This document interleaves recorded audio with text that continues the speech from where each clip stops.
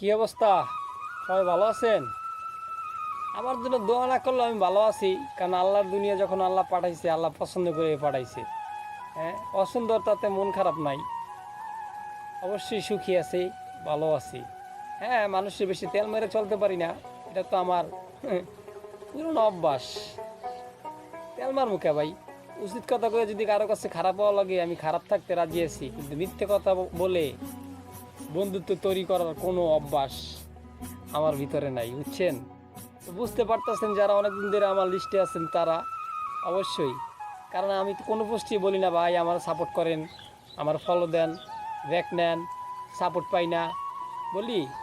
আপনারা কমেন্ট করেন, অসংখ্য মেয়েরা আছে আমার পোস্টে কমেন্ট করে, যে যেরকম কমেন্ট করে এরকম রিপ্লাইটা দেই, বুঝছেন? থ্যাঙ্কসের বেশি তো কাউরই দিই না, কারণ এটা ছাড়া কী দেওয়া যায় ভাই বলেন? সেটা কিছু দেওয়া যায়? আশা করি আপনারা পাশে থাকবেন, কিন্তু আপনারা আমাকে নিরাশ করতেছেন, বুঝছেন? যেই পরিমাণে সাপোর্ট আপনাদের করি, এতে তো মনে হইতেছে আপনার কাছ থেকে আমি বেতন পাই। তাই না?